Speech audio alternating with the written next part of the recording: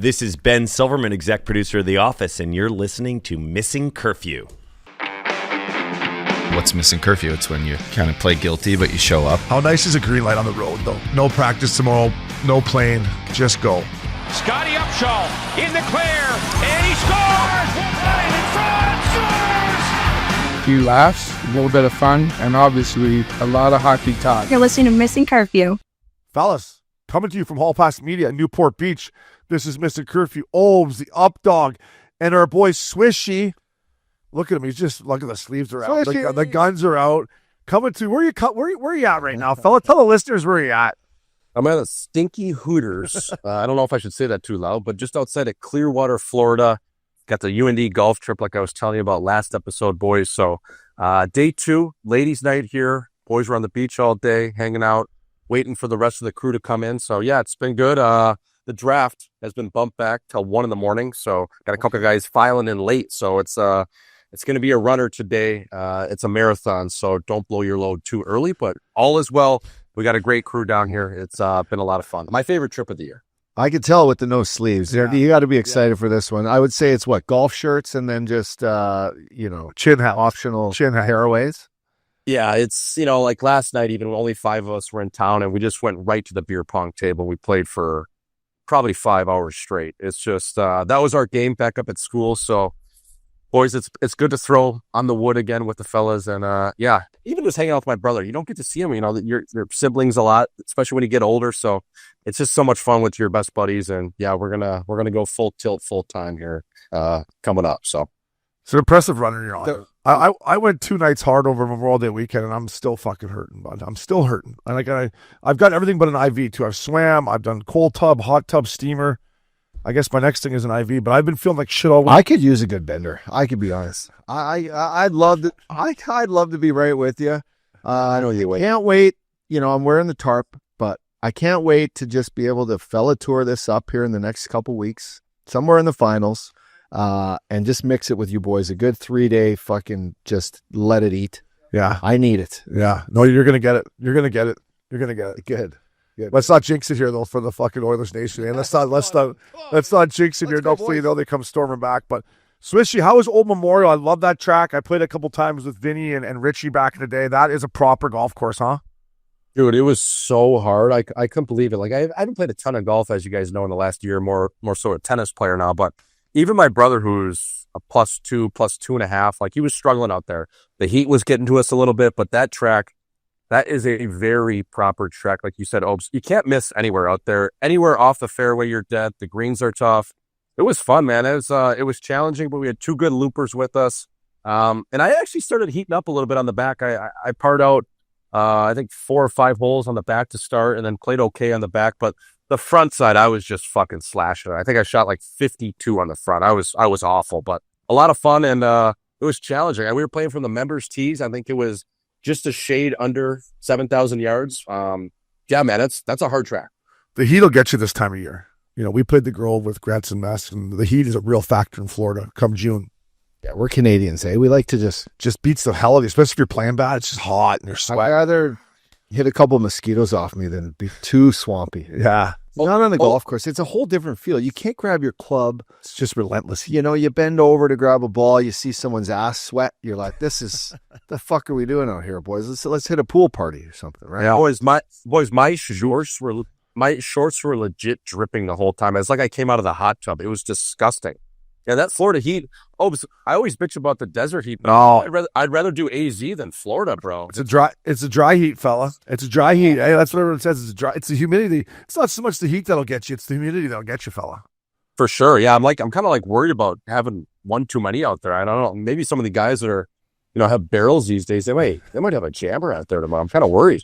Yeah, it's not too hot. That's how I always feel at the Grove. I'm like, I can't go down here in front of the Great One and the fucking Moose here. But right. Swishy, speaking of golf, listen, it's Jack's tournament this weekend, Memorial at Muirfield in Columbus. It's a great track. I don't mean to pile on Rory some more, but I'm going to here. I was pushing for Rory to win the Masters. We all know he got it done. And since he's won the Masters, he's turned into even more of a little bit of a bitch here. He pulled out of Jack's tournament and didn't even call Jack to let him know. To me, that would be like pulling out of Wayne Gretzky's hockey tournament and not being like, hey, Gretz, I can't make it, man. I got something coming on here. Imagine Gretz had a hockey camp. Yeah, And he does that. exactly. I'm Shout like, out Gretz, to the voice. I can't come. Yeah. Like, to me, I don't know what's going on with Rory ever since he won the Masters, if he just thinks his shit don't stink anymore, but you got to have respect for the game, and I had to touch on it with you boys because I don't get where he's coming from, and I got to believe he's losing fans left, right, and center. I no longer pull him for him. I still think it's his driver. I think it's a PGA thing. Oh, they do? He's still so rattled that they handled this situation with his driver and took it away and made him look like again, you just... So he's like, I'm taking my ball and going home? Yeah. What a baby. Give me my baseball. No, I think everything you read about the whole thing, he was pissed, didn't do any interviews, and put that aside. It was a major. Like he was probably like, this is my year, right? He goes into his second major of the year, and they take his fucking driver away before he tees off. He's a little stingy right now. But fuck, you got to be able to Don't do it to Jack, though. You got to be able to go into TaylorMade and dial in a new driver, though. No, like, can't you get down to the Kingdom or somewhere in the trailer and be like, fellas, okay, I need a new driver? Like, I'm shocked that a guy like Rory isn't stockpiled. Like, yeah, in hockey, you just go grab another twig, tape it up, let's go. have some Frosty trim it down for you. Yeah. File it down. File her down. Let's play. Frost, do me a couple for this game, would you? I'd appreciate it. So anyways, boys, take it to Memorial. It's unbelievable tournament, but Rory, give your head a shake, buddy. Have some class, especially Jack, the Golden Bear, the fucking greatest player in the world. Oh, it's the Memorial time, Jack, too. Yeah, you got a best milkshake out there, boys. Best milkshake out there. Yeah. Never played there, but I've heard about the milkshake. These players talk about it, yeah. I played there with Shaddy. Did you have a milkshake? I played there with Shaddy, Hartnell, and the little guy, Righty. He went to Tampa, and then he's retiring this year. Remember Atkinson, good kid. Yeah. I didn't have the milkshake. Wow. So Hartnell lived right on the course. Sick, Pat. Wisniewski too, right? Wisniewski built a real shack. Had like his W on the driveway and everything. Like he went full on, I think. Hartnell just had a little bungalow that he decked. Like he downed out, but good price on it. I think he sold it. Nice track. It's a great tournament. Anyways, Rory, give your head a shake. Boys, up. This is more your wheelhouse, Swishy and the Updog. I've been watching the French Open. It's on TNT, streaming on Max if anyone's looking where you can find it. But listen, I've been watching some of it. You were talking about having new drivers and having extra sticks. If you play in the French Open, how many pairs of kicks you got to bring over there? Because, I mean, it's one pair of shoes, Swishy, and then either you got to have a guy like Bobby Orr, who used to take care of us at Big Canyon, or you just need to have 10 pairs of kicks ready to go for the French Open. Those shoes aren't perfect after. No, for sure. That's like, it's like you kind of almost have to devote a pair of shoes or probably a dozen at least to like your grass mowing shoes back in the day. Oh, yeah. I'm watching Mom Feast right now and Jack Draper, and I was watching Tanner Fritz. He got bounced. He bounced first round. Did Paul come back? I saw him coming back. Did Paul the American come back? The Canadian's in a battle right now. Fifth set. Shapovalov. He's in the fifth set right now. He's obviously tied, but he's down 2-1 in the fifth. But this is a hell of a tournament. I love what they did with Rafa at the start of the tournament. They gave him his little clay, his little emblem that's forever etched in stone at the Roland Garros. It's epic, but and then all the greats came out. Andy Murray, Federer, and Djokovic were there. This tournament just is special. I do miss seeing the lefty, the Spaniard, mix it up, but it's a great tournament. To me, like, I'm not as big as tennis guys as you guys. Yeah. But to me, it feels like, almost like the PGA Championship of tennis. Like, you got Australia down there, down under in the wintertime, right? So, no, I think the French is better than the Aussies. Yeah, but as I say, the Aussies like the PGA to butt in there. Okay, no, you can butt it, fella. Yeah, I would say, the Masters would be like Wimbledon. Yeah. Right?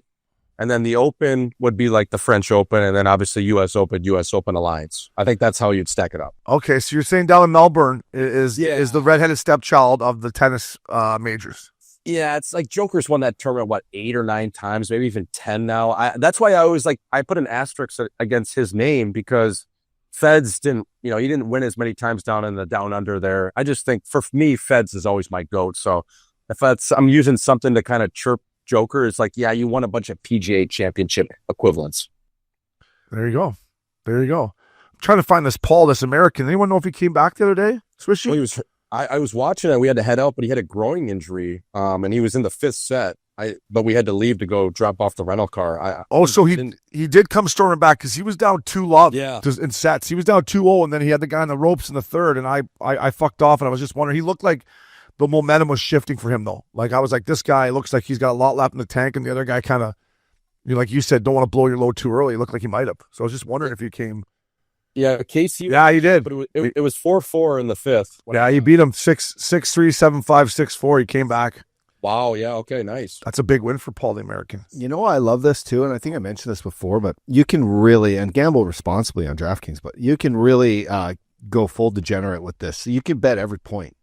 Every point of every set, every shot, you can basically be like, it's going to be a loss or a win for your guy. So a lot of action on the board.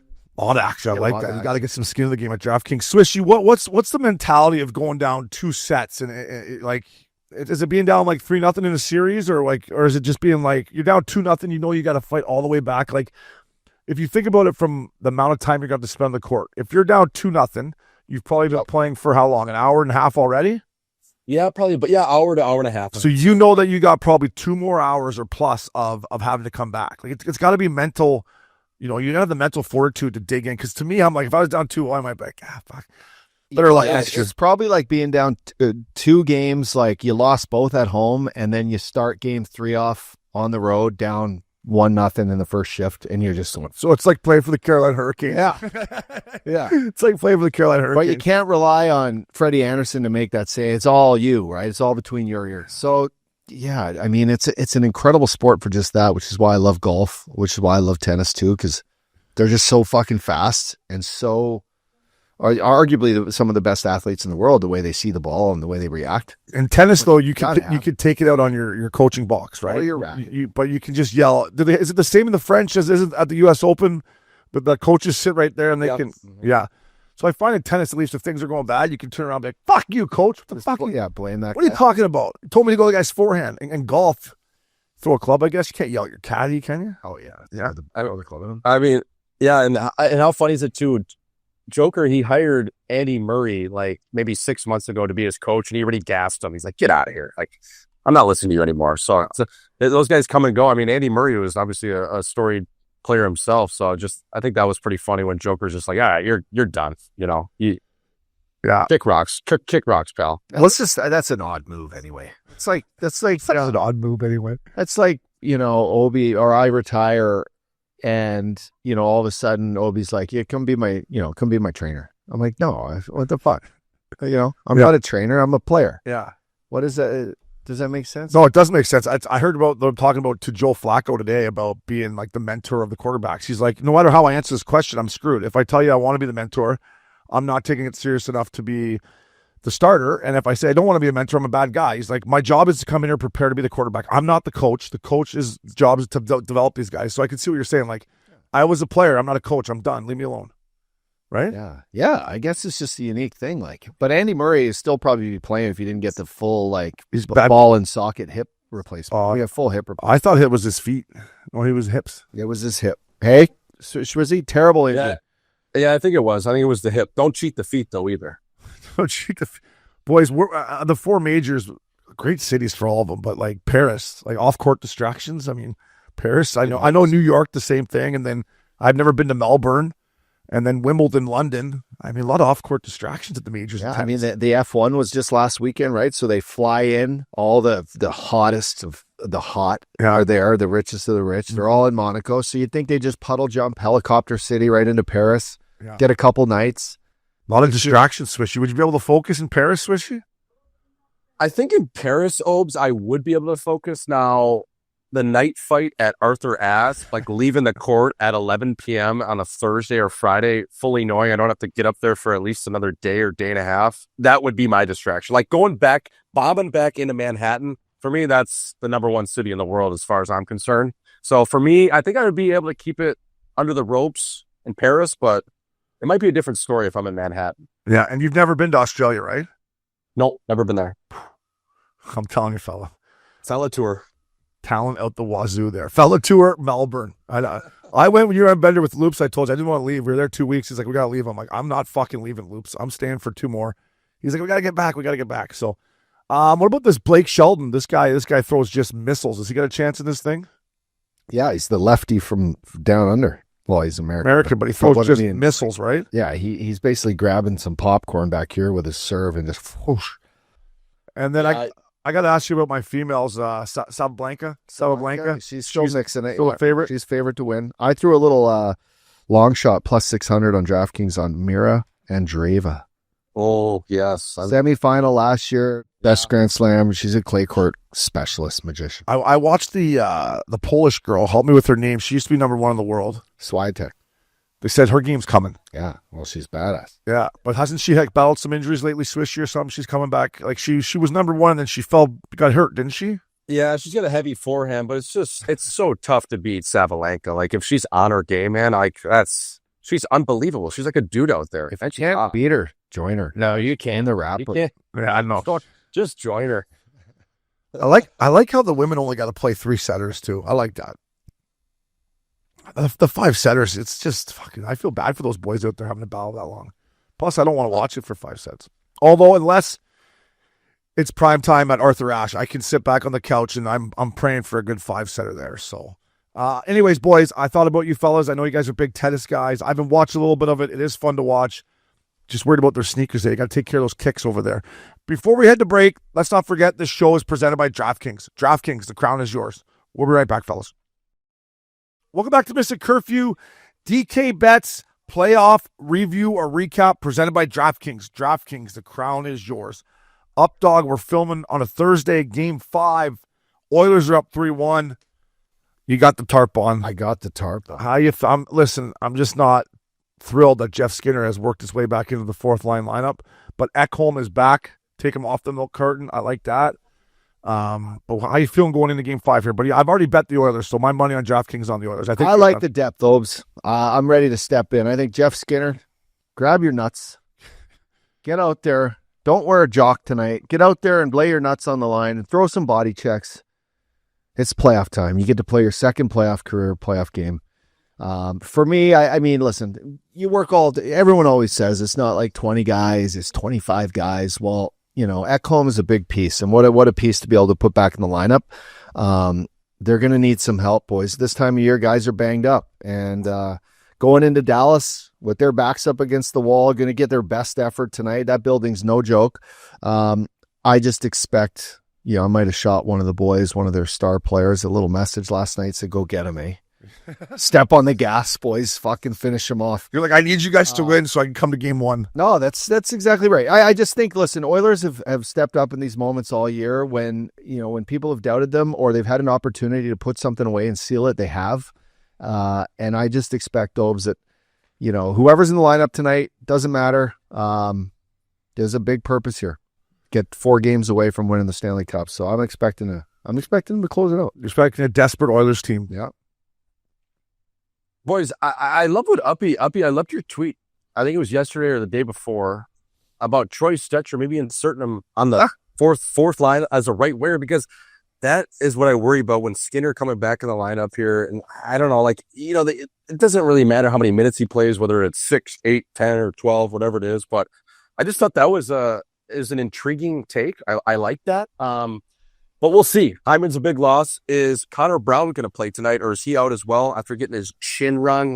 Those are 2 right-handers on the right side, Obes, that I worry about going back into American Airlines Center. Yes, they do have Draisaitl, McDavid. Obviously, they're rolling, but I don't know, man. Their depth is going to be tested. We'll see what they can do tonight. Yeah, and Swishy, we both agree. We don't like 7 defensemen at 7D, but I would go 11-7. I would dress Stetcher just because you never know. Like Ekholm, which we all think's a groin.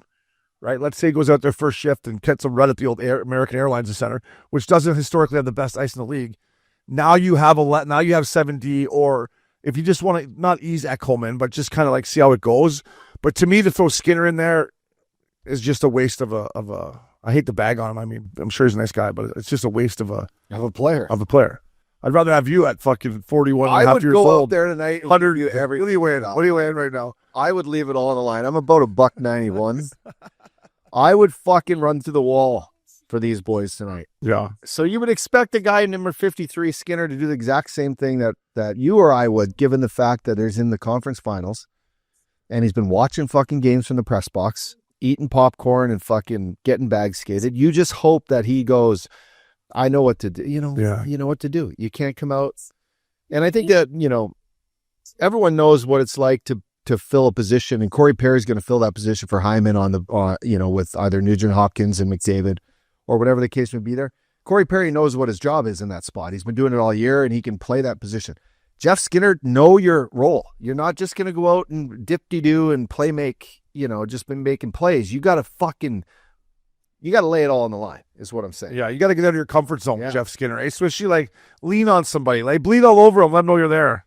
Yeah, get that stick in his teeth. Let him know you're there. I agree. But is that something he realizes he needs to do, or is that something it sounds good on paper, but is he willing to do it? You know what I mean? He's never played that way. Is he willing to get uncomfortable would be my question. Yeah, that's and you know what? He waited over 1,000 games, as we all know, to play his first playoff game, and he came out in that series and was blowing snow everywhere. I'm like, this kid just doesn't have it, right? So maybe sitting there now and watching playoff hockey and really realizing that, okay, we're one win away from the Stanley Cup Final, and if I insert myself now, like if I was him, I'm like, oh my God, what an opportunity. I'm going to insert myself. If I can play good in the game 5 and we win, and there's another injury or these guys can't go, I'm in the Stanley Cup Final with one good game.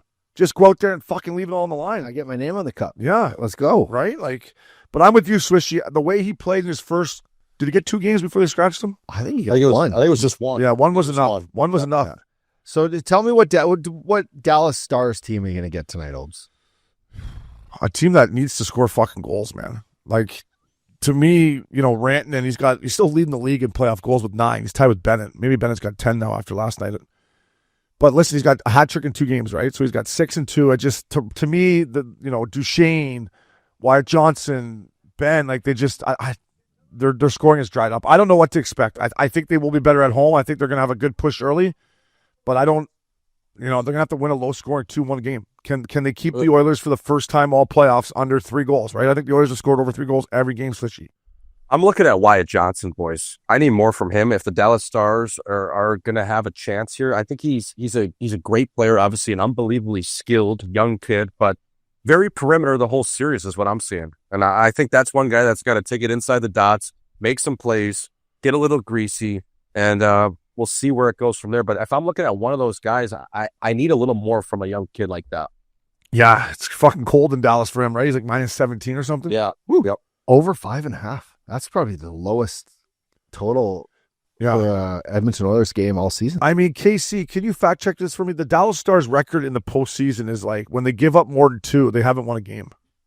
If they give up less than 2, they're like 9. They're like whatever 7-0 or something. You need them to play. They tight. They need Ottinger to stand on his head and win a 3-1 with an empty netter and just make it just a snooze fest. I think if they're gonna get it done, but Edmonton has no problem playing that type of hockey right now either. They'll lock it down and play straightforward and wait for their chances. And I'll tell you what, the Oilers have done a hell of a job, especially this run. I've noticed it, but like their third guy's always high. They're always reattacking. They're staying on the right side of it. Like they're playing some hunt. Yeah, they're playing some good hockey. There's purpose in their game. They're not just floating around waiting for odd man breaks. They're playing all with purpose. Yeah, and you need a bigger game story. Swish. You had a Rope Hintz too, right? Like he's their number 1 center, and he, who's been better, him or McDavid? Like it's not even close, right? It's just like, come on. Yeah.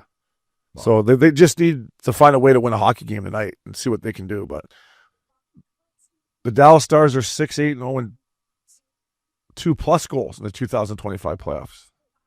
So when they give up more than 2, they're 6-8. Does that make sense? They haven't played. Have they played 14? How many games have they played? This is so round 3. They won in 7. Yeah. They won in 7, and then they beat the Jets in 6. Yeah, so 13. Now they're in game 5, so 18 games. So to answer your question, Uppy, they need to keep it low scoring to force a game 6. But big news: Zach Hyman out of the lineup. Uppy called it with a wrist injury. I want to talk to you boys about the Marchand hit. What did you think about it? I mean, I think it's cunty, but again, it's like that hit 95 times out of 100 when you hit a guy like that. You don't break his wrist. You might clip his head and you're getting suspended a game. It was blindside. There's no puck there. Yeah, it's cunty, but it's not. I've seen a lot of penalties called for a lot fucking less in the Stanley Cup playoffs. Like I think it should have been an interference penalty for sure, or something along the lines. Like he was coming over there, and he took what I think Hyman in a vulnerable position and fucking drove his shoulder into him. Now I don't think he was trying to break his wrist, but I do think there should have been a call on it. No, it's a joke that there was no call. It was, but to me, it's like, You could break a guy's wrist. You could fucking cross-check him in the ribs or the back or the kidney and know that you're going to really do damage. Like right there with that sort of hit, you're trying to interfere him. Or and if you clip his head, maybe you give him a little shiner or something. But you don't think like you're going to put this guy out of the series with that hit, right? Yeah. Or out of the playoffs. So, which again goes back to your thing. Finish your checks. Be a cunt. It sucks to be hurt, and it sucks to take a guy out of the lineup if the play results in that. But ultimately, you have a better chance to win if their best players are not in the lineup. Yeah. Swishy, what'd you think of it? Yeah, I mean, that's a kid, Mason Marchman Mush. I love his game. I played with him with the Marlies back in the day when I thought he should have been a player with the Leafs, and they ultimately let him go. And he's always played that way where he toes the line. He's a little bit dirty. He knows where to get guys in different spots of the ice.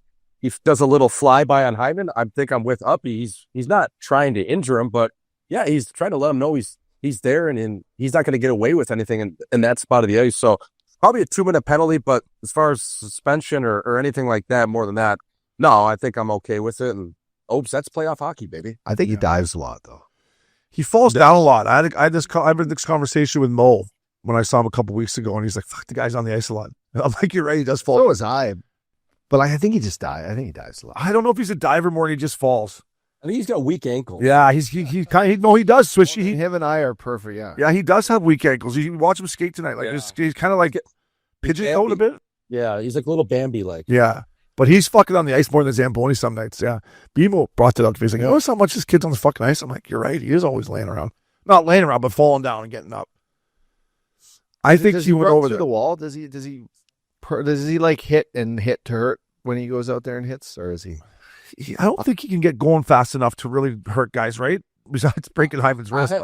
I would say he's trying to catch guys in a vulnerable spot. Like he's one of those guys where if he can see you and you're in a spot where he can get a licking on you, it's that. But like straight up, no, I wouldn't be worried about him as a defenseman. Yeah, me either. If he was chipping in my corner, I'd be like, yeah, I would be fine. Come on in.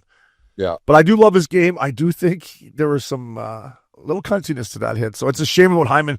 Can you play? Okay, so talk me through wrist surgery. Okay, now, not that Hyman. Can Hyman just fucking no? Not if it's that bad. No. So he's a righty and his hand gets just jammed. If that pops out right here, he's not holding on to anything. He's not wiping his ass for 2 months. So it's his bottom hand? It's his bottom hand. Listen, I did my... He's forechecking, tip puck? Well, I shared the story of me shattering my hand in Game 7 of the first round. I played 9 or 10 more games in St. Louis. And that thing was my thumb joint, but it was completely busted. And it was pills and shots and a cast, basically, for that whole time. But... Pills and shots sounds like the year-end bender, right? But if it's in your wrist joint, if it's that wrist joint, you cannot. There's really you're probably not. What about hand for a while, Obes? Like is there not something you can just put there, like a cast of some sort? That's like, listen, we're gonna put this on for the series, and when you're done, we're gonna take it off. But probably not, right? I just feel so bad that Swishy that he's not gonna be able to play in the Stanley Cup Final if they get there. It's not right because he's played so great, and I do think they need him, but it's just a shame that Hyman's, really done. Let me say this. I think what the procedure he got done, if all goes well, and hopefully it did, he got it the next morning, there's a better chance of him playing post-surgery, in my opinion, than him trying to just get ice this, cast it, if the fucking bone's completely mangled. I think there's a better chance. Fix it, cast it, get 10 days, maybe 2 weeks before Game 6 or Game 7 of the finals if we get there, and then just let's see if you can do it. That to me might be a better option. Swishy, didn't Kadri do that the year they won it? Yeah, I think so. I think Kadri had surgery and then came back afterwards and played. But yeah, Kane fucking hit him right. It's got to be mangled. Like his wrist has to be mangled right now. You know what I mean? To be like, let's get the procedure. Let's take the certain steps to, get that rehab afterwards. And maybe there's a hope he could come back. I don't know, mid Stanley Cup if they were to make it there. But yeah, it's unfortunate, man, because he's a dog and he's been playing great, hitting everything. Yeah, it is unfortunate. It could be his thumb or it's his wrist, but that thumb. I'm just trying to put myself in his situation of whether you can't play in the Stanley Cup Final. I'd be like, figure out a way. Yeah, like But I guess the way, so he's holding his stick there too. There's a way that stick killers on sports. the way that his thumb could have literally broke back to here, and it's just it's done. It's a just thin one. limp dick. I mean, these are all. Limp Bizkit. This is Imagine being told though, like you get to the final and you're like, you can't, you're out. I just can't imagine. Like, Yeah. but I guess injuries are it's the way it goes. So I feel bad for him. Let's see if the Oilers can get it done tonight. The Updog needs the Oilers to get it done tonight to line up for game 1 and 2 of his calendar. So let's hope they do that. Boys, moving out east, we got 3-time Eastern Conference champs, 3 in a row. The Florida Panthers. My God, I mean, what just a well-oiled machine. And you want to talk about guys playing hurt. Mikula, Reinhart, Greer, couldn't even finish the third period. Chucky coming back at the start of playoffs. These guys play with injuries. They play injured. That doesn't matter to them. They get it done. It was just congrats to them. And Swishy, we'll start with you here, buddy. I can't believe going to 3 Stanley Cup Finals in a row. It's just crazy, but it's kudos to these boys for just loving the game, I guess, huh? Yeah, they continue just to punch the opposition square in the face despite whatever they got going on with their bodies, injuries, next man up mentality. It's been very impressive. Obviously, Tampa Bay, the last team to go to 3 in a row. But yeah, man, this team, they're a well-oiled machine. Their coach is great. Their leadership is unbelievable. And just that game-winning goal last night, like the play Barkov makes on that, he's not even going to get enough credit for how sick of a play that was to defend off the defender, little tight turn, and then a slip play on the back end for the finisher to find, who was that, Verhaeghe? Oh, yeah. Verhaeghe. That was just textbook, below the dots, below the goal line, just going to work. So, yeah, credit to them, man. I mean, I picked them in 5. I thought they were going to piss pump Carolina. Good call. And then, they did me proud there. So, yeah, that's a hell of a hockey club over there. Yeah, I would just say up on top of the list of things, the most amazing plays of the playoffs so far, like Rantanen's comeback in Game 7, scoring that hat trick the way he did against Colorado is probably up there. But that play will go down as one of the highlights of this whole entire playoffs. It was so special in a moment where, they come back and Carolina ties it up in their building. You think Florida's like, fuck, we're gonna have to go home. think you play game 6 now. We've had 2 chances to close this out. Fuck, when they were down 2-0, they didn't even look worried. And then Cockney, I mean, look, from a guy who took stupid penalties, that was a stupid fucking penalty. And then we all know what happened after that. Scored 2 goals in 30 seconds. But even when they were down 2-0, I was like, fuck, Carolina needs the next one here because sign of a good team. Hope. Yeah, Florida was just like still playing their game and they were starting to take momentum and starting to take the crowd out of it. And they didn't look worried. They didn't look worried. Well, and it starts with just their, Brad Marchand and Chucky, like the plays Chucky makes on the blue line there to I think Rodriguez chipping it out to Bennett backdoor. Like those are such key plays and good teams make those plays. They're not soft. They do it with purpose. And you talk about well-oiled machine. They deserve to be there. They are the standard. I think Brindamore said it last night is the Florida Panthers are the standard of the NHL right now, how they play. Yeah. And how tough they are and how big they are. And they're a team made up of older guys too. And a goalie that just is as confident as any goalie's ever been in the playoffs. That's where I was going to go. I was trying to watch the pregame show there on TNT yesterday before the game, which is hard to do nowadays. But I'm watching Bobrovsky, and he's just doing these warm-ups, Swishy, where he's going like this, and he's sliding over, and he's working on his edges. I'm like, this guy he's in the zone. This guy looks like skating in August back in Russia. Like, he's just so dialed in, Swishy. I'm like, there's not one bit of stress in Bobrovsky's game. Now, you look down at the other end of our boy Freddie Anderson, you couldn't say the same thing, right? Like, you could see Freddie, although he played well, Bob was just more like, this is my game. I'm going to win this hockey game. You know what they call that, Obi? They call that doing the bull dance. Feeling the flow. Feeling the flow. Oh, yeah. That's exactly what they call it. Flow state, fella. Yeah. The flow state. I think we did this pre-series show and we talked about, I mentioned what I think the difference is going to be. And I just said it, Bobrovsky, that's where they're going to be on top of the Carolina Hurricanes. Like Bobrovsky's game to Freddie's game is just they're opposite ends of the spectrum. Yeah. We're going to get the Hurricanes here next. But the last thing on the Eastern Conference champs, 3 times, 3 in a row. Paul Maurice's comments on the handshake line to Rod the Bod saying he doesn't want the coaches to shake the players' hands. And I love Paul Maurice. And his press conference after made so much sense. He's like, it's just the guys that went out there and blocked shots and competed. That's all. But looking back, I didn't mind shaking the coach's hand, especially after you won, and you're like, hey, there you go, bud. Thanks for coming. Now, when you lose, it's a different situation. But what were your thoughts on Paul Maurice's comments? It should just be the players, not everyone else in the organization. No, I think, Brindamore, he played for Paul Maurice. I think he respects him. I think that was probably a conversation that I would love to have been part of the conversation. I think it probably was like, yeah, you know what? Yeah, fucking let him hang. I think Paul Maurice and Brindamore might stand out front of their bench, and you can come by if you're an opposing player and shake their hand, and if that's what you want to do. But I would agree. I think the unwritten rule of coaches being out there, it's a little much, really. Yeah. What do you think of that, Swish?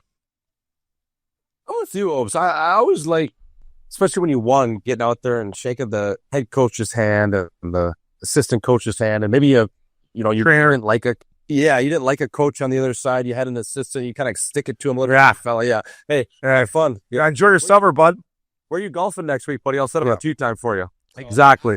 I didn't mind that, but maybe a meet in the middle, and they're just kind of by that referee circle right in between the glass, kind of where that area is, and you can come by and do a flyby by the forward door, and if you want to shake the coach's hand, you can. But I always liked it, man. I think they're part of the team.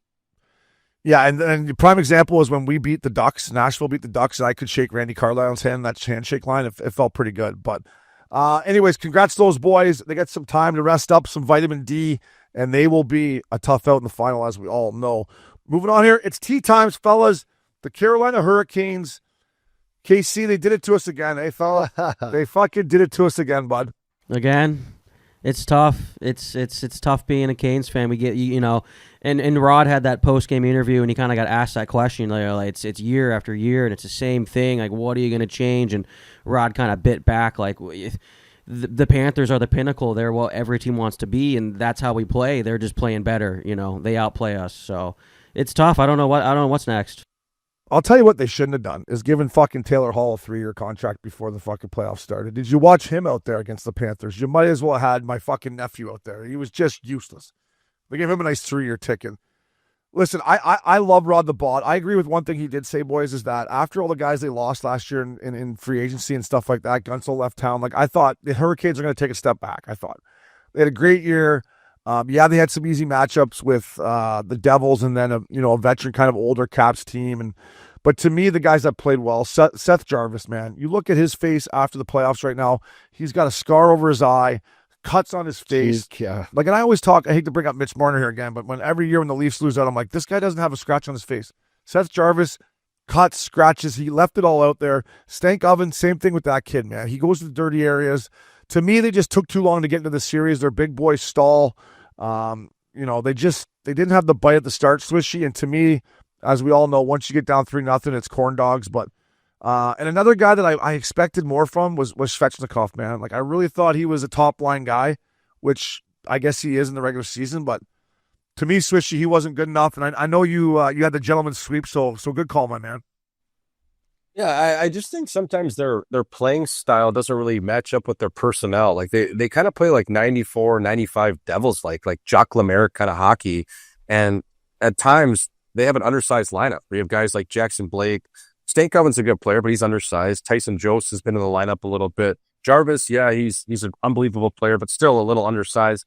Sometimes I think they could play a little bit more skilled versus their style, and I think there's kind of a little bit of a disconnect in terms of how they want to play and how they're drafting or bringing in players. And that's one thing I would think that could kind of get them over the hump. If they could kind of mesh that together better, they would have a better chance, especially against these teams like Florida where they kind of just get bullied around a little bit. Yeah, they need some size. And KC, for a guy who watched a lot of Canes game, like, was this Jackson Blake, was he good all year? Because I had seen enough of him in the first unit power play, standing on the side of the net. I'm like, I know you're not very big, but do you think you're going to fucking score from there? Like, get inside ice, get to the – why was he just a staple on the first unit power play? Yeah, he had a nice second half to the season on that top line with Aho, but I'm with you. I think it was too soon to have him up there. I think it was too soon to have him on the PP. He shouldn't have been in front of that net. And those are the things they got to look at. I mean, Rod's got to make – that's him. He's got to make those decisions, who's out there. So, But I'm with you. The Blake kid, he wasn't ready for those positions he was put in, and that's where you're missing Nietzsche. That's where you're missing that Drury. You know, that Drury kid too brings a lot of physicality, and he'll fight. We missed that. You know, we missed a lot of that kind of stuff. So no, I was watching the whole series, being like, if you throw Natius and Drury on this team right now, I think it goes past 5 games. But we don't have to go down that road. Another kid, and I love Jordan Martinook. I would take this kid on my team any day of the week. I wanted more from him against Florida, and that's just credit to Florida that they're just big and strong, and even he couldn't get in there. And another kid that I would just throw him on the trading blocks today is this Kotkaniemi. I would just, hey, switch to this guy. I'd be like, okay, who wants this guy? Anyone? Yeah, nobody. No. Yeah, I don't know. Yeah, I don't know. They obviously, that's a guy he's going to have the key to the city, though. You can't get rid of that guy because you offer sheeted to get him, right? So he's got a safe pass, and just hope he can contribute a little bit more, and he can find another level of his game and play a little bit more north-south and in your face. But I don't know. You lead a little Walker in the water, but you can't make him drown. No. So Walker got fucking concussed. The Cats bullied them. It was bully ball, as Shaquille O'Neal would say on Inside the NBA.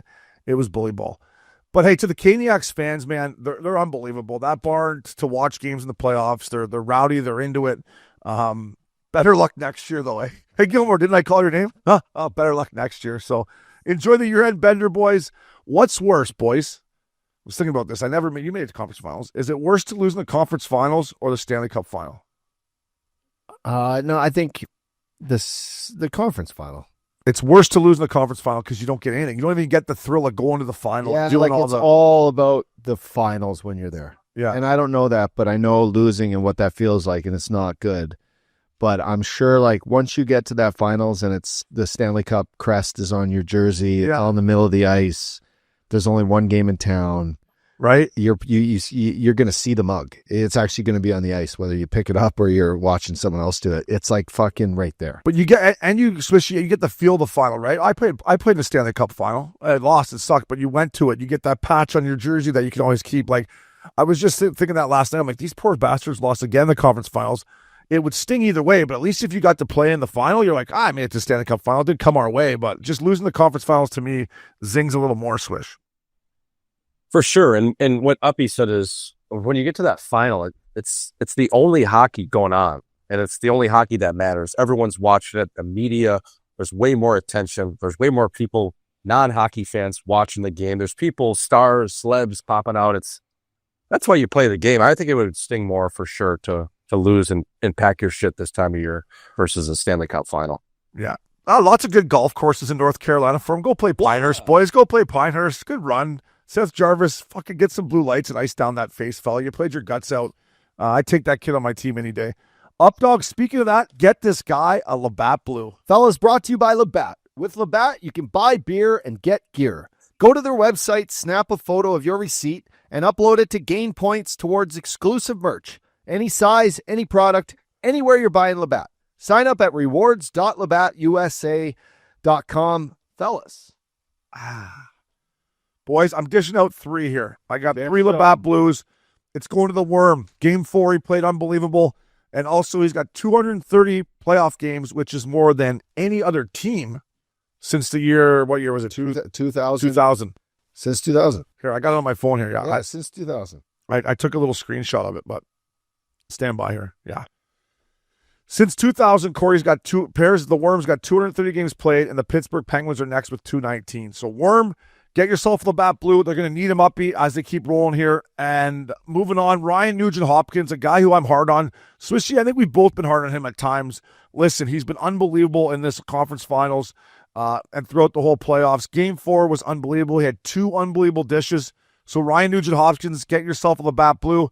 And then last but not least, our boy Matty Tkachuk, 1-1 in Game 5. His tip was huge. His play on the wall was huge. His demeanor, it was just an unbelievable win for them. And Chucky was a big part of it. So, Chucky, you got some time off. Get yourself a Labatt Blue. Absolutely. Oh, it's those 3 guys you just mentioned. They all deserve it. They're all big reasons why they are where they are.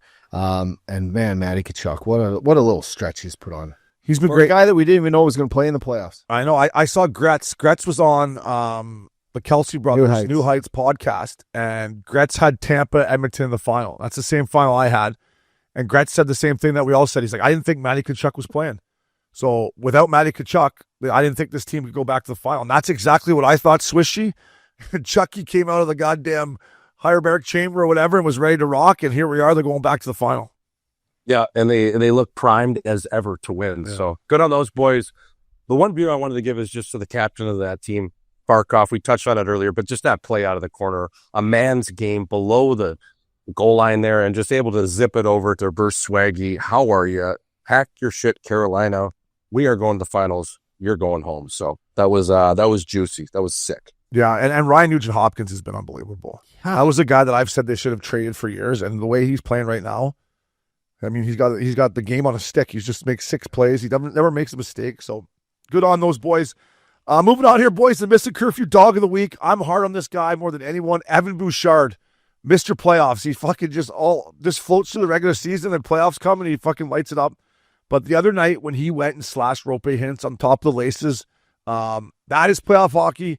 Some people may not like it, but Evan Bouchard, you're my dog of the week, fella. That is the shit I love. Oh, yeah, you got a bad foot? Whack. There you go, buddy. Fuck you. That is playoff hockey, and they'll never change up, dog. No, that is hockey. For anyone out there who's contemplating or, likes to chirp that Obes or has something to say about it, you never played the game. You don't know what it's like to put it all on the line.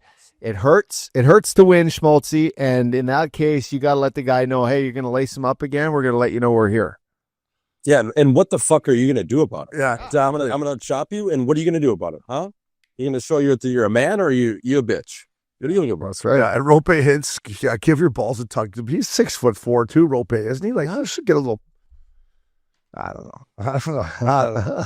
I'm just sitting at home watching these guys being like, somebody touch somebody out there. But I'll tell you what, that Carolina Florida game, Carolina came out banging. That Will Carrier, he was banging and crashing. So. Bouchard, good on you, buddy. Good luck tonight. Keep it rolling. Boys, it's the Kits Eyewear Dish of the Week, presented by Kits Eye Care. You've seen us and the fellas rocking them. Now it's time to get yourself into the game. Kits is running a limited time first pair free offer for our Missin Curfew listeners. Use code CURFEW to grab your free pair of prescription glasses or $38 off a pair of progressive glasses. You'll thank us later. Fellas, it's the Kits Eyewear Dish of the Week. And Jay Swish, you've been talking about, it's Barkov, the series clinching, Eastern Conference clinching goal. Rolled here, KC. He just absolutely ragdolls Orlov here. Like, look at the strength on that. And then I'm not sure what Robinson's doing, but look at that backhand dish and Spinky. That is the Kits Eyewear Dish of the Week. The strength, the vision, and just to lay it there up, dog. Right so Verhaeghe could skate into it, right in his wheelhouse. Barkey, what a dish. Kits Eyewear. That was nationally, my man. That's some Mahomes type shit, boys. Like, just laid it in there. Only they see it, and they have to see it before the play even happens, Schmaltzy. For me, there's a handful of guys, maybe 3-4 guys in the league that can do that. He's one of them. Again, I loved Barkey when he was a kid. Now he's a full man and an absolute beast who's in his 3rd Stanley Cup final, but this just doesn't surprise me anymore. It's what you expect out of him, and he's a beast. And do you know that as a defenseman too, when you're defending a guy like that, he's so good. He can feel you on your on his hips a little bit. And then when you overcommit, that's when he spins right off you and he goes to the net, right? It's just like that little play and that little feel that he has for when to make that tight turn and cut back to the net, and then the hands take over. But that's just a smart, high level play. Yeah, it was unbelievable. And they just tied it up. Seth Jarvis had an unbelievable goal for them to come right back down their throat. Orlov, to me, had a terrible series as well for a guy that I expected. But what's Robinson doing there? He is a forward, though. We can't blame him. Swishy's a forward. Can never trust a forward, but just hold your ice there. By the way, we're not even talking about this if Verhaeghe's shot doesn't go fucking spink. Oh, Verhaeghe's so clutch. He's clutch. He is so clutch here. So last but not least, before we get to our guest, up dog, it's the Comcast Top 10, Fellas. Comcast. This program is brought to you by Comcast Business, powering the PGA Tour with leading networking and connectivity, advanced fiber solutions, and expert partnership. Go ahead there, up dog. Read the top 10 out for the boys. The Comcast Top 10 as we head into the Memorial this weekend. Jack's Tournament, the U.S. Open right around the corner, the British Open after that in July. What do we got for the top 10? Fellas, starting off at number 1, Scotty Scheffler. No one's surprised. No. Guy's just a beast. Shortly there behind him, Rory McIlroy, winner of the Masters. And he sat out this week, so he's going to be He's going to be fresh. Ben Griffin, boys, 3rd. Sepp Straka, 4th, Justin Thomas 5th, Morikawa 6, Lowry 7, Corey Connors 8, Russell Henley, and Harry English.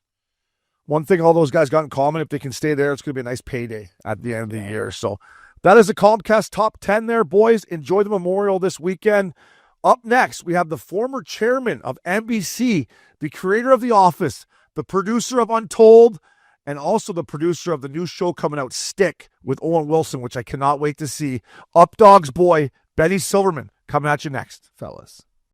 Welcome back to Missin Curfew. Updog. This is a nice day for Missin Curfew here. We're lucky enough to have an in-studio guest, a legend. By the way, if this guy would have played hockey, he would have been an ultimate team room, dressing room, glue guy. I'll let you bring him in, but just a character guy. All-time character. I would say this. I met you at Evan Knapp's wedding, him and Wiggles. I met him at his wedding at the bar, sitting having gin and tonic with you. By the way, Scotty in a tuxedo, no shirt. I'm not kidding. I mean, that was like it was basically no shirt. I think you might have had your bow tie taped around, strapped around your forehead. Yeah, it was fun. We each have our look. But anyway, we're proud to have you in studio finally. You're a big friend of the pod, and we're a big fan of yours, Ben Silverman. Benny, welcome to Missin Curfew, fella. Thanks, gents. Happy to be here with you boys. Yeah, you would have missed the free curfews if you were a hockey player, right? You would have missed the odd one, maybe. Family show. We're not a family show here. It's more of like a fella. Smart. Don't give your secrets away. Exactly. Keep it. Believe me, as the former chairman of NBC, I pushed off my drug test around 90 days. So I think it was the max. Yeah. I guess let me just start there for a second. Like, so there's a lot of characters in Hollywood, obviously, right? You've been in there for a long time. Have you ever had to, like, in your day, like, put out any fires right off the bat? Like, holy shit, guys, like this, our brand new actor for this, for our show is off. Hasn't showed up. Yeah, he's been on a 10-day bender. Where is he? Did you ever deal with Charlie My Sheen? Man, Craig Robinson, who I love so much. He's brilliant comedian, star of my hit show, The Office. I get a call. I'm both chairman of NBC and I'm the exec producer of The Office. So, like, there was nowhere to hide, right? Like, it was a double freaking fire alarm from both sides of the house, and the yard was on fire. I'm sorry, Mr. Silverman, but Craig has been pulled over outside of Hyde with an ecstasy tab in his car. And I'm like, does he have two? Okay, no. But I was why did you text me? So I was should be inside. I wasn't invited. No, so I had to be so cool for that period. But I did jump on that, and that was like an example of where I love the guy, and the other people at the network and inside the bureaucracy were starting to freak out and go crazy and like, what does this mean, and how does this impact us, and what does it mean for Craig? And I was like, you know what, he's a young guy, he's out and about, it won't happen again because he's a smart guy and he's such a talent, but he just became famous, he's exploding on the scene. Sometimes the closer you get to the sun, your wings get burnt. And there are moments that we all need to like look at as you're kind of ascending in the entertainment and sports industry, where you're just going to be exposed, and you got to remember everyone's watching.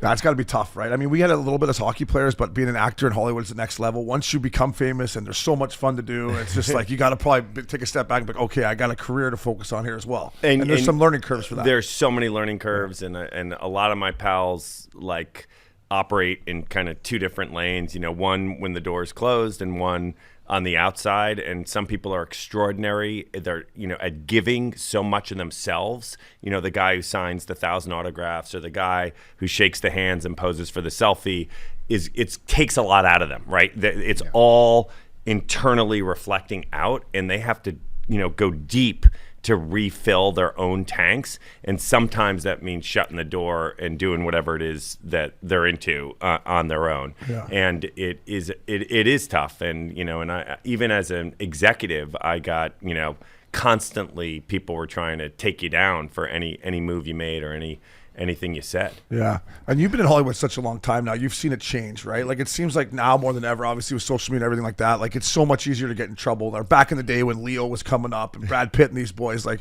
there was more stuff they could probably get away with back then. Where nowadays you're like, you can't get pinched. No, we basically had BlackBerry pagers back then. There was no take. Exactly. By the time you texted it, you were already out the Steve door. Jobs. Exactly. So yeah, good, bad, and ugly. We got the iPhone, and that really transformed your social lives and the fun of Hollywood. It also created all this insanity after, like all these private clubs now where you stick a sticker on the phone if you're not the member, and all these processes to recreate the intimacy and the exclusivity, but also the safety so that you could actually let loose, and remember, booze used to not give you cancer. Booze would just get you drunk, and maybe you get psoriasis. Now you're in this exactly. Now you're in this age of where everything's also kind of bad for you. Is it good for you? So you also have like a different energy in Hollywood. Like there's still some people who are there for the rock star lifestyle, and they'll just bring it and go. Yeah. But there's just so much trouble to be had and so much danger on the third rail. So it's really been mitigated downward. Like the parties aren't as fun. Just This because. is a good little lead-in for you two beauties. I don't know if you know this, but both of your maybe first or semi-second cameos are on Entourage together. So Let's go, Obi. Entourage, baby. Star makers. There we go. Beauties, hey?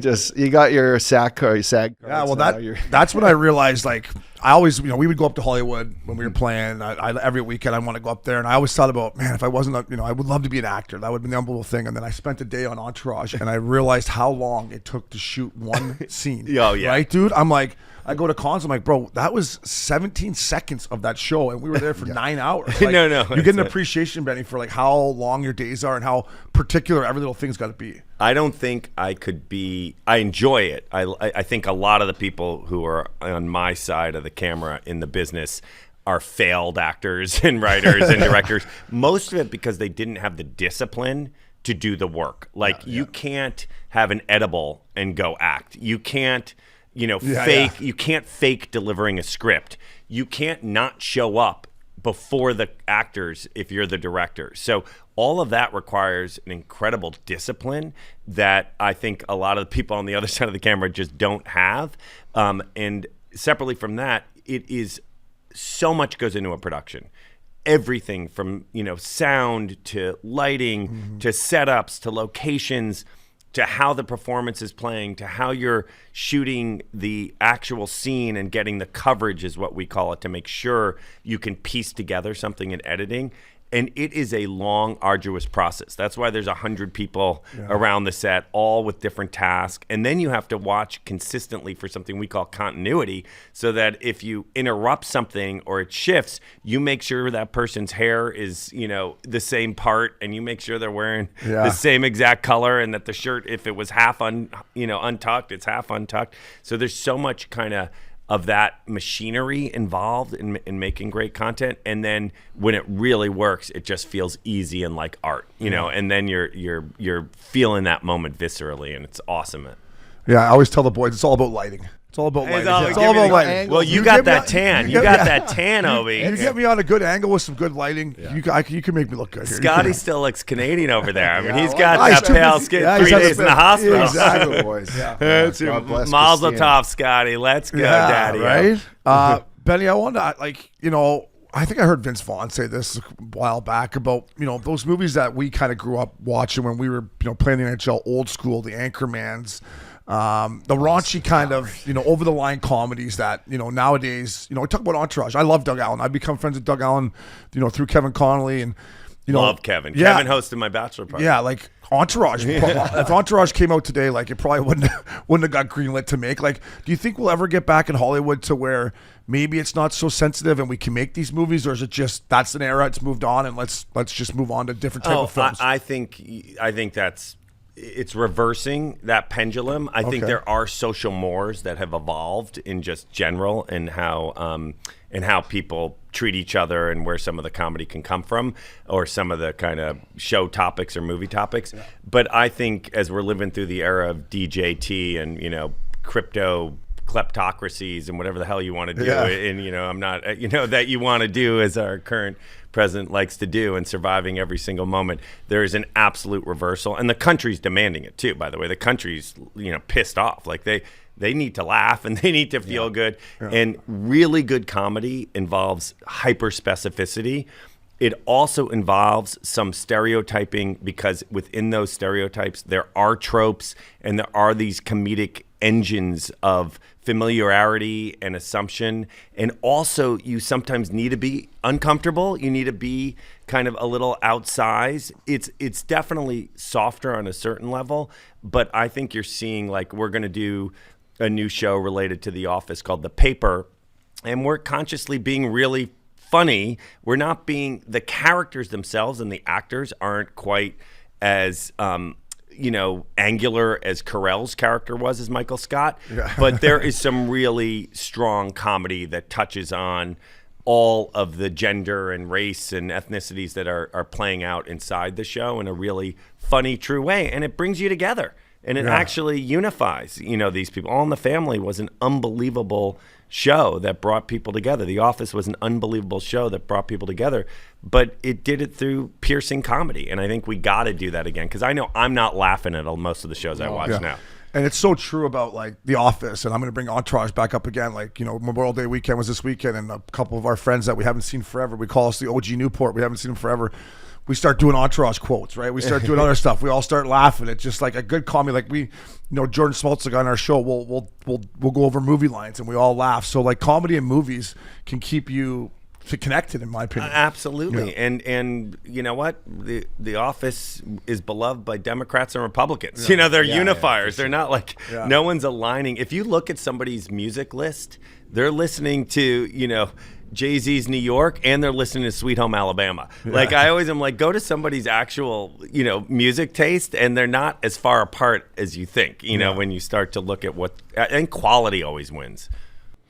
Benny, I just wanted to ask you, like, going back to your time at NBC, like, when you first got there, was there that feel-good moment of, like, hey, I've, finally made it? And then was your niche, like, bringing some sort of international comedies or shows into, like, the American market? I believe that's kind of what The Office was currently, right? Yeah, I found The Office overseas. Was that when you were finally like, fuck, this is like what I was belonging? Getting the job as chairman of NBC was a crazy moment, because it was actually something I always wanted to do. Like, I was a little kid. I did my 7th grade math paper on ratings. Like, I did fake schedules. Like, I was really excited about that gig and that opportunity and that job.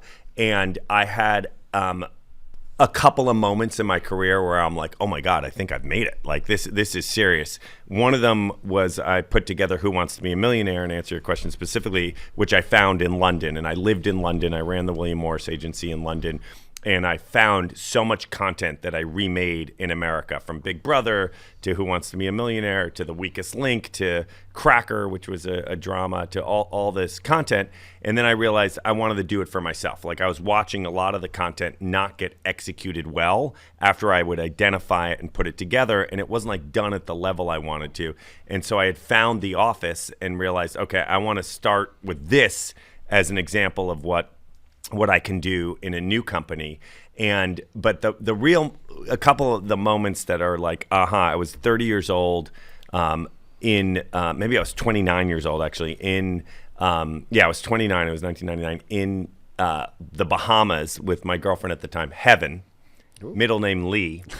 Heaven Lee. And you do the rest. You get to the rest. Okay.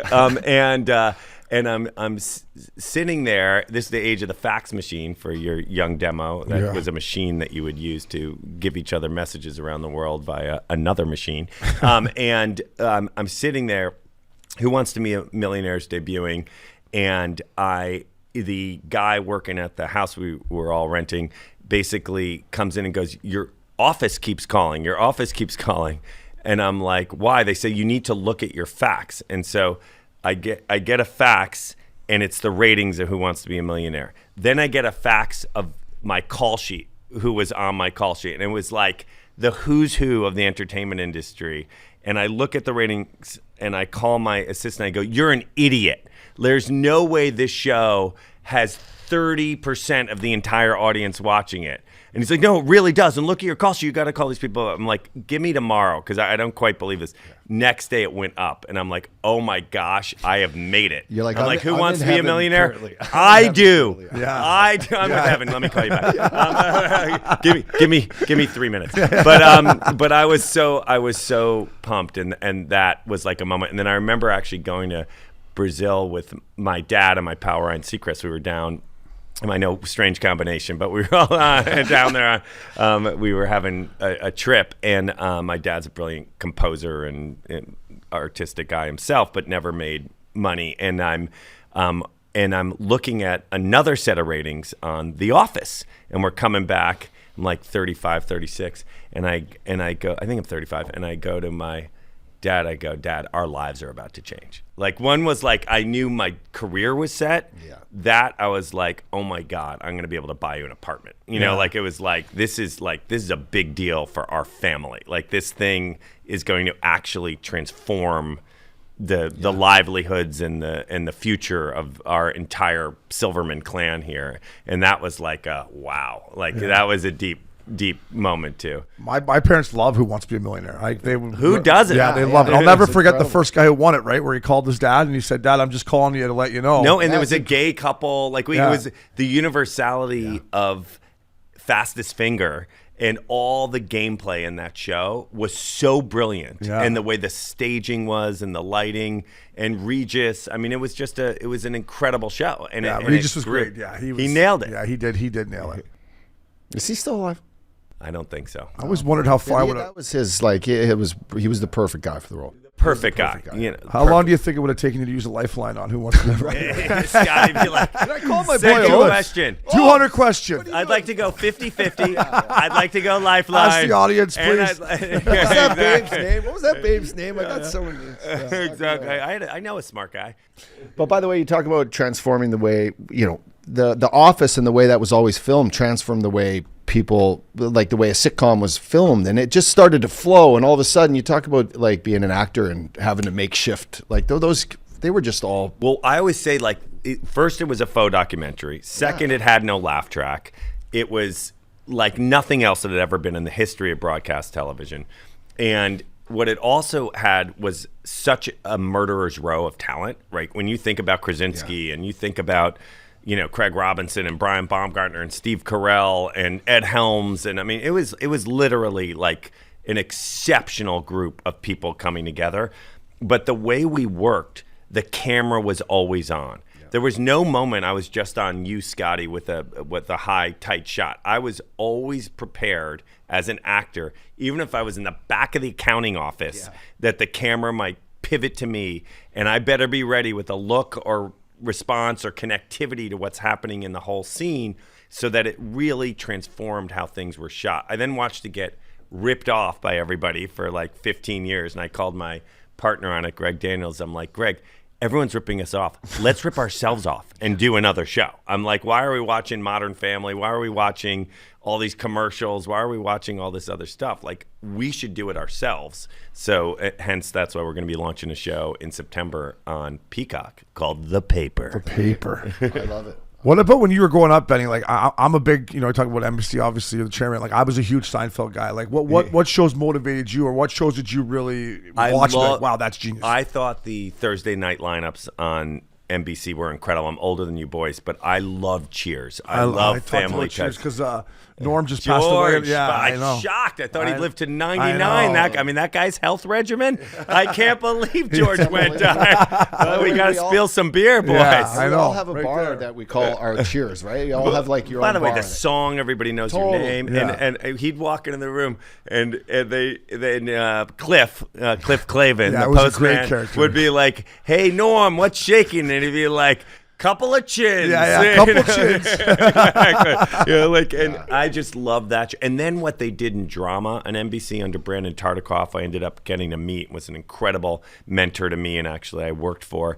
He eventually passed away, but Hill Street Blues, St. Elsewhere, these unbelievably thoughtful dramas that also pushed forward the medium on television. And that night, I remember over the summer, my parents were like, "What do you want for your birthday?" And I'm like, I really want a TV. I want a TV so badly. And it was like the biggest ask I could ever had. Like, how are we going to cobble together to get me a TV?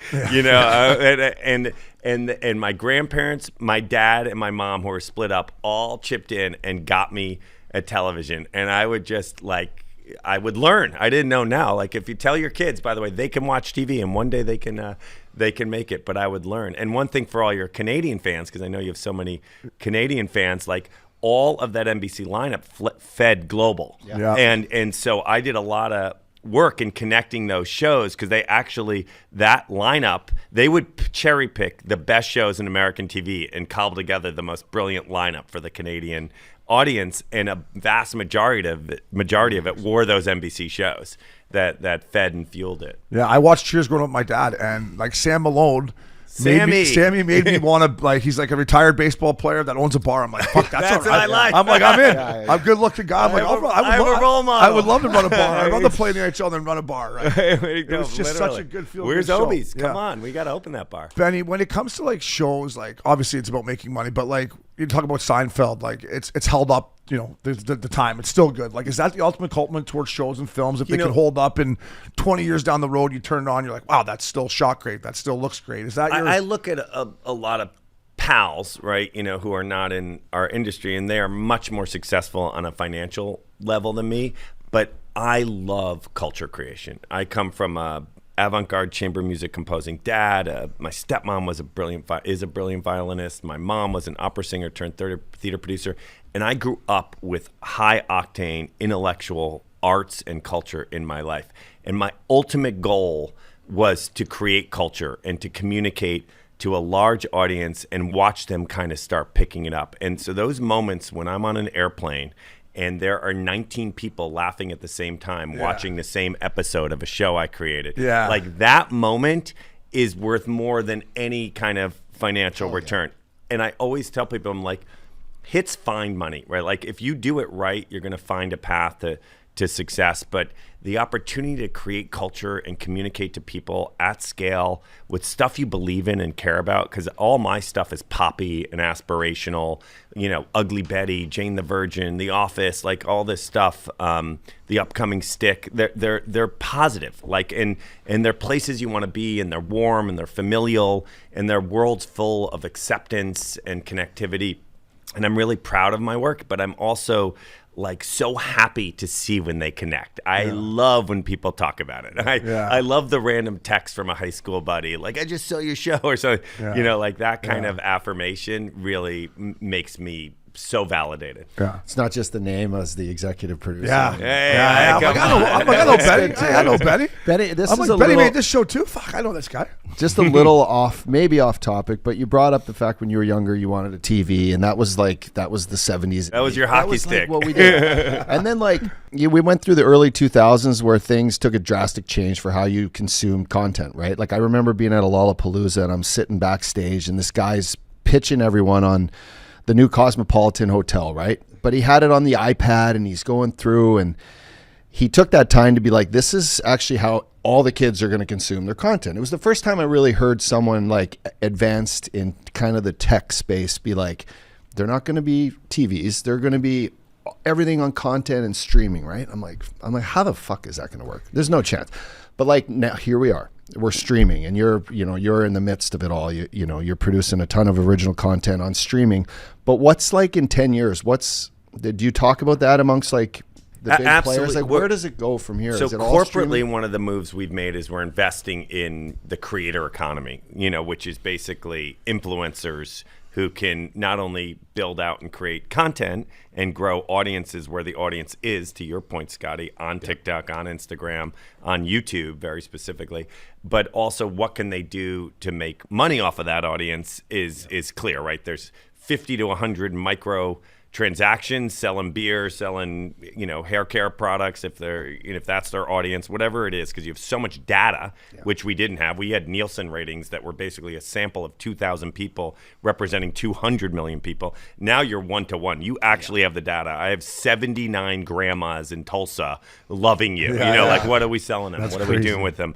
And so I do see that continuing. and growing. Within one of our management companies, which is called Select, they were representing the Mormon wives, and they were different influencers within the Select group who they were representing. And then we created the television show and moved it over. So are you going to see stuff? Are we going to see Missin Curfew on ESPN? Are we going to see these kind of migrations of things that are happening in audio, in digital, into television? Or is the actual future going to be more we have to create directly for those platforms? I think it's all going to play. Like right now we're talking about the great cycle of movies right now. This is the Mission Impossible weekend. Yeah. This is Lilo and Stitch. Did that open this week? It's something, I think so too. Yeah, something else. But it was a massive weekend, massive Memorial Day weekend in the movie theater. Weren't the movie theaters just dead 3 years ago? Yeah. So I think there's a lot of ways to consume content. There's a lot of ways to interact. There's no question. There's just a lot more time being spent on a screen, and the ADD generation is only going to get worse because of, snaps and shorts and ticks and talks. But, Ticks, talks. but premium, emotional, high-end, narrative-driven episodic content is not going anywhere, and neither are great movies, because the way they make you feel, it's like they have to lure you in. It's a process and it's a journey. You're not getting an instantaneous dopamine hit, but my gosh, the way you feel after that kind of powerful storytelling is unique to the mediums that will continue to exist. And I think you'll just be watching it on Amazon and on Netflix and and I think there'll be a lot of, I know this isn't like a business obsessed crap, but I think you're going to see a lot of mergers too. You're going to see how many winners are there in the space? Yeah, I think you're going to have five big players. Big players. Does that include the NBCs and the ABC? Absolutely, because you always got to look at Comcast as the granddad of NBC Universal, right? Comcast is sitting there. Maybe they're not selling you cable. Now they're selling you Wi-Fi. Good plug for us, by the way. They're one of our sponsors. So let's go, Comcast. Way Xfinity. Way to go, Bundle it up on Xfinity. Rolls off your tongue. Way to go, Benny. We didn't even tell them that, by the way.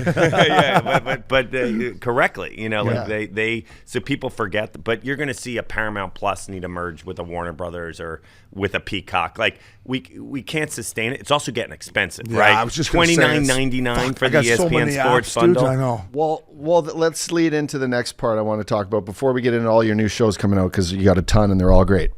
Sports, like what they're paying to get the rights for sports right now is insane. So if we talk about having to pay $29 for ESPN, they're spending $12 billion on the NBA. Eating the tariff. It's eating the tariff. So So these big players, Apple now coming in, Amazon, wanting to be sports. Maybe MLS isn't such a hit on Apple, but they want to be involved in the regional hockey. But like, where does the sports play into like how important it is to have live sports and bring that to the audience? Well, I think it's one thing is they all decided to turn on advertising. So when does Apple turn on advertising will be really interesting. Onto their Apple TV Plus. They take advertising all over their app store. They take advertising in multiple places within their ecosystem. Yeah. But your current hit lineup of Apple TV Plus shows has no advertising, no interruptions, no advertising across your screens.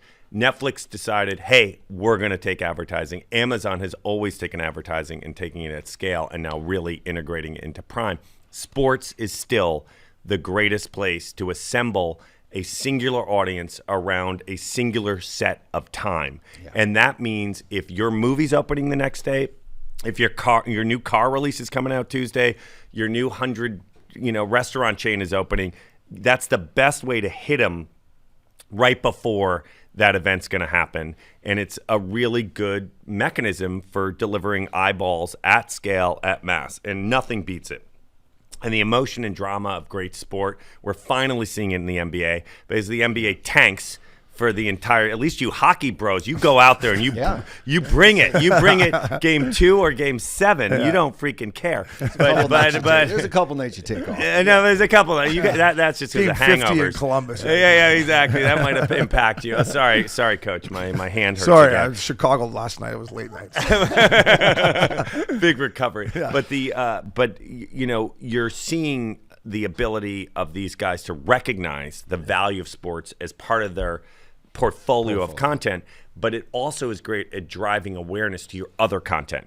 And then, so you may have a big sporting event. You're going to lose the NBA in June, ABC, Disney. You're going to lose it in forever, HBO, Max, Turner, TBS, true. But you're gonna end up with having created a big audience for your next big drama or your next big movie or your next big comedy. Yeah. And so it's a highly effective thing. And then what we've just discovered, we're in this golden age of sports adjacent content, which didn't exist before. Like, other than ESPN, no one else would invest in anything but the game. They were like, all people want to do is actually watch the game.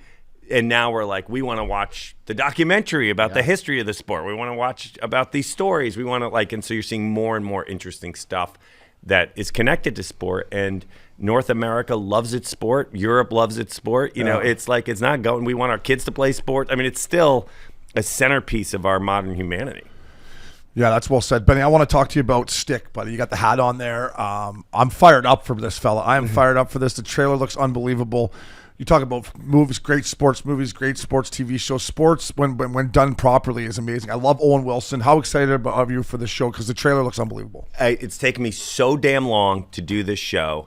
I am so pumped about it, okay? I cannot be more excited about a piece of content I've been associated with, I think, in my career. And I'm actually happy, which is a very rare thing to be in my industry, okay? Like, I normally...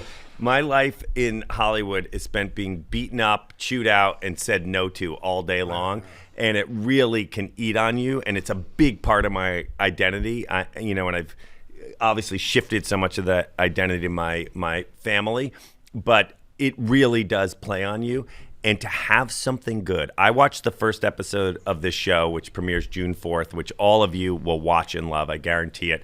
And I watched the first episode. I showed it to Jennifer, my wife, and I said, let's watch this, unless you're in Canada and then I'm single. No, I watched the show with her, and we're watching the episode, and she tears up at the end because it's just a beautiful episode and it's emotional. It's very funny too at the end, and I tear up, and she goes, haven't you seen this 28 times? I go, honey, I'm crying because this is a hit. I'm like, we might have one, honey. We might need a new house. It's like the blind squirrel finds the nut. It was like once every blue moon. And it's a beautiful show. Owen is such a great collaborator. He brings it so hard to the set every day, and this is in every way a role made for him. He was our first, second, third, fourth, and fifth choice for the role, and he brings so much heart, so much comedy and depth to it, and it's how you want to see him, and it's really fun. And also, I love golf. I play golf with you two maniacs. I love Scotty is an unbelievable golfer, by the way. Yeah, you're always my partner. I know he's got this. He's got this new on a couple of great golf trips. He's got this new putter now too that he's kind of deadly with. Putting was always you could kind of get him on an off day putting. He's got this new Odyssey. It's a cheater club. Yeah, the center cut. The center cut. Oh, he's been able to putt for years. He's got the mid-size center cut one. That's the big man. The big man will lay out with the putt. His putts are good. But. So this is season 1. Season 1. It's going to be how many? So it's episodes? on Apple. Like 9, 10 and Apple's episodes? on a roll. Yeah, I don't know if they've got the studio, they got Friends and Neighbors, they got this Fountain of Youth movie, they're actually on a real roll. So I'm hoping that circulation comes over to our show, premiering June 4th on Apple TV Plus.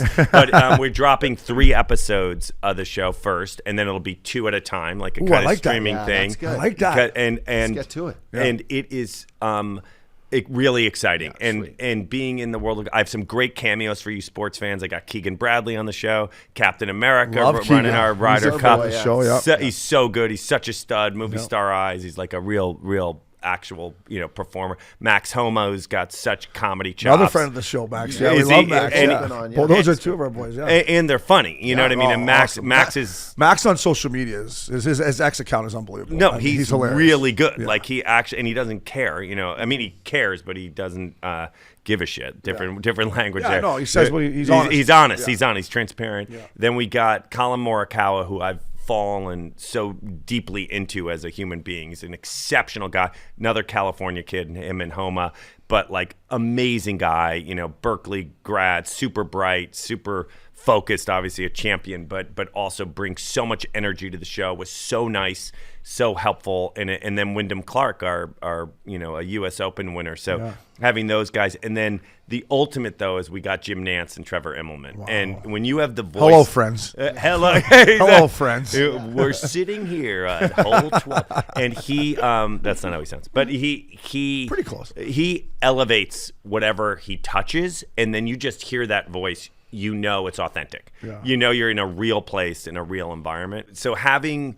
all these incredible stud golfers plus Jim and Trevor participate in the show just elevated the authenticity, the connectivity for the golf fan. You know it's real. And then we're in this kind of bizarre golden age of golf. We thought golf was like coming to an end with the LIV and PGA battle, but in fact, the PGA just said, well, we won. Thank you, guys. Like, we won this, And I love Bryson and I love so many of those players and I'm a fan of them, but like, it's just irrelevant in terms of the conversation. And we watched a Masters with unbelievable ratings. Yeah. We watched this new group of young guns coming in. And one thing we all have seen firsthand is as casual golfers, because we're not competitive golfers, and except for Scotty, but we that's how Scotty makes his living. That's how Scotty makes his living. But what we've watched is participation explode in this game. It's gotten more diverse. It's gotten more inviting. It's gotten less exclusive. It's gotten more fun, and truly being able to go to a range now at a Muni and seeing a bunch of kids there when it was an old man's game has just been transformative. Yeah. And I think we're going to tap into that. And then we're going to tap into all the emotion because it's a father-son story. It's a mother-son story. It has all of the depth of those great comedies that connect to you. Yeah. Yeah, the part that I like, and correct me, but Owen Wilson was a golfer that turned bad on him, and now is it his son that he finds motivation through, or someone else's? Right? Basically, he's a washed-up golfer working at a Golf Galaxy, and not actually Golf Galaxy, but working at a golf shop and a Muni golf retailer and a Muni club as like a kind of board pro. He's down on his luck. Golf was bad to him. Right? Yeah, exactly. He's just literally exit stage left. Everything's bad, but it's the only way he knows how to make a living. And I know the feeling. Hey, fella. Yeah, no one asked him to do a podcast. And he goes and basically, finds this kid on the range. Yes. He just hears the sound, the thwack, thwack, thwack. That's right. And he basically stakes his last bit of cash, gets a loan, and ends up going deep to take this kid to the pros, to the PGA. And one thing about golf that it's one of the few places you can qualify. You can go enter a U.S. Open amateur process. You could be in the U.S. Open next year if you actually win your. I always tell him he should try to go qualify. You should. Yeah, you should. Kids, fuck. Threw that out the window. Well, that was before he had the 3 kids. Yeah. You can still do it, buddy. It's a great way. Those guys are animals, though. But the telltale story of that is a special one. But there's no. It's not like a collegiate entry point. There's no minor leagues. You got to get your cue card. You got to requalify. You could be Charlie Hoffman this year, and you're not on tour. You got to show up and try again. But you also could be Hoffman Charlie and do the same thing from a side door. And so I love that about golf that I immediately connected to the show. It's like, this is real. Like, you can actually go from the Muni course to a tournament in the course of a year. One of the coolest things ever, I played ping pong against Owen and Woody Harrelson in Hawaii. Oh, Not yeah. too long Were you ago, stoned? Actually. I was with Noah and K-Wash. And you were more than stoned. Because Woody loves the weed. It was so sick, but they're hell of a ping pong. No, Owen's a racket man, too. Competitive as hell. Yeah. Owen is a great athlete. And anyway, I hung in there. You hung in there? No, Owen's a great athlete. He's a sportsman, and he loves it. And his brother Luke is a great golfer too. They're into it, and they had an experience.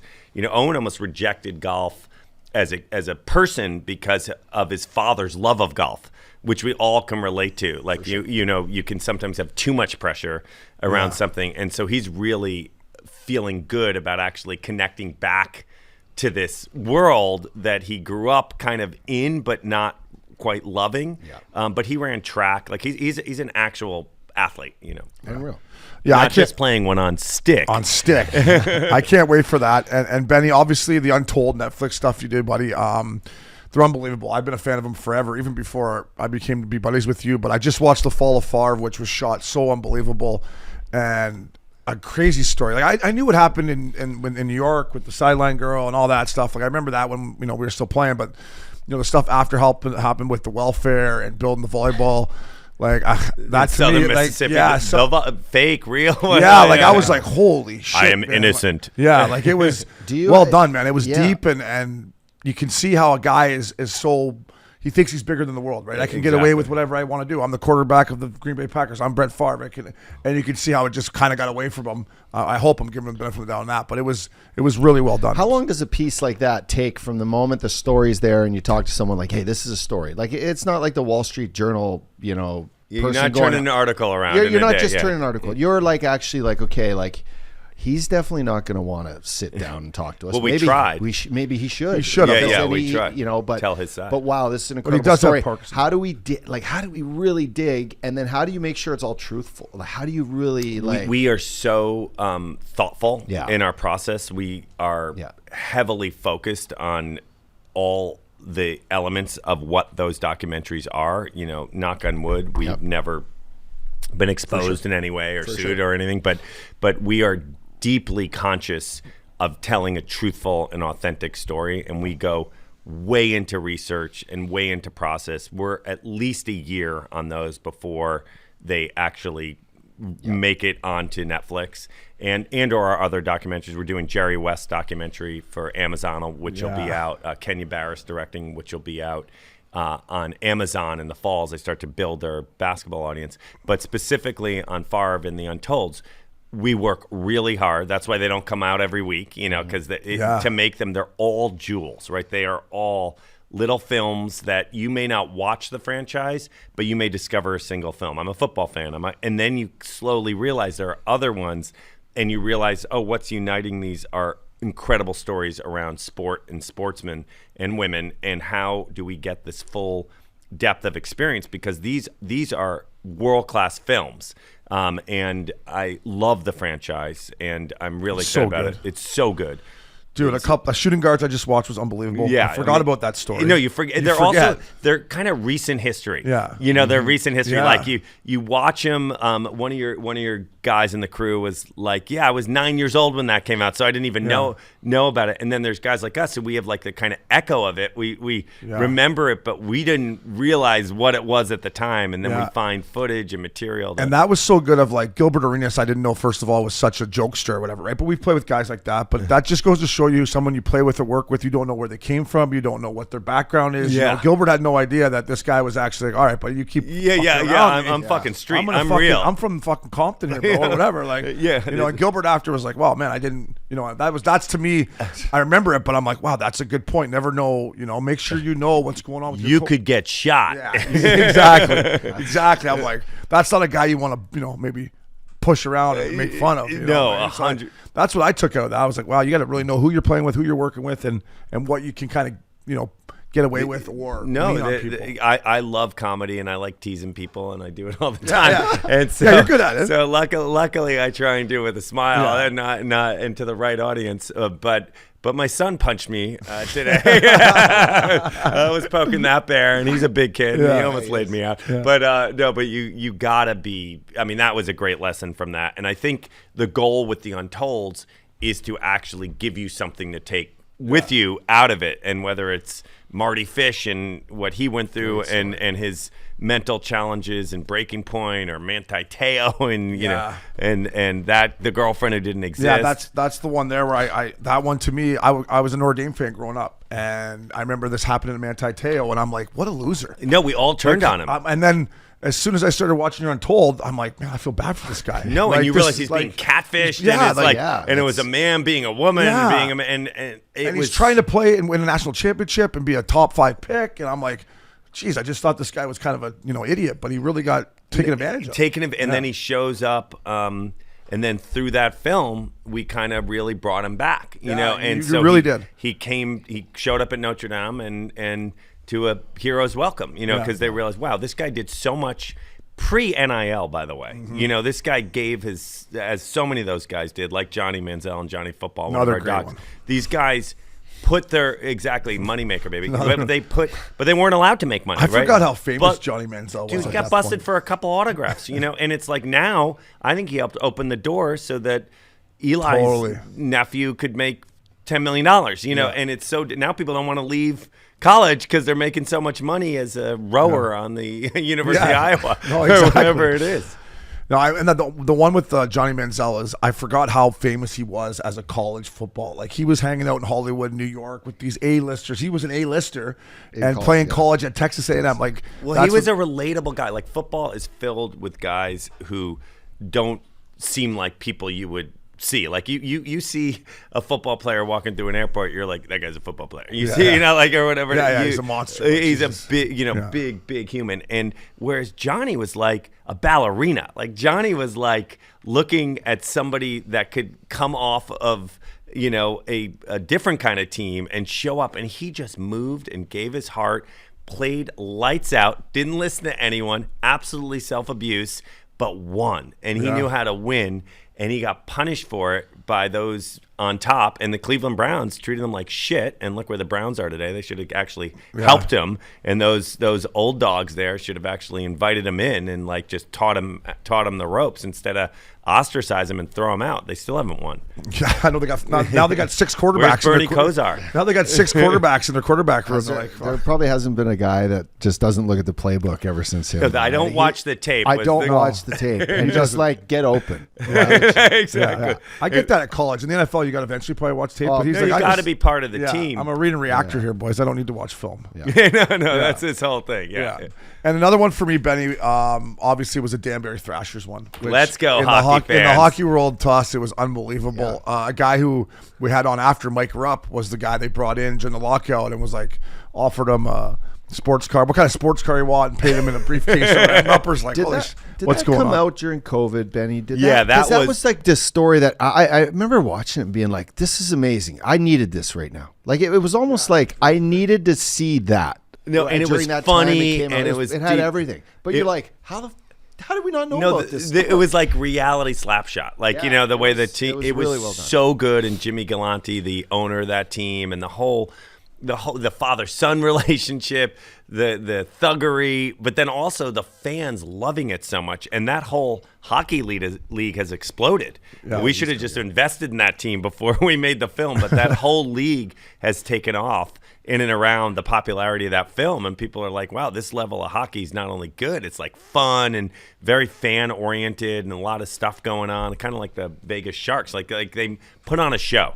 You're not just in a sporting match. You're also literally putting on a big show for the fans. And let's be clear, this is the show in Danbury. Like all those towns, like they're not Buffalo, they're Buffalo suburb. Like they're all these little towns in and around the Northeast, which has gone through tough times, right? They're Rust Belt towns, and these hockey teams give them a lot of joy, and it's what you want to do on Wednesdays and Fridays. Is that going to be brought to the big screen? So I'm working right now on both the Johnny football to adapt it into a narrative motion picture, like Friday Night Lights type thing, but shorter. Friday Night Lights with ecstasy and coke. That's what we want to see. Exactly. Obviously, that's my kind of Friday night. Exactly. Can I star in that? Yeah. Exactly. This is, and then we're also adapting the Thrashers, where it's being written right now, and very excited about it and putting it to work. I think one thing that's been cool about the evolution of this nonfiction space is, like, you used to buy a book like The Social Network to turn it into a movie.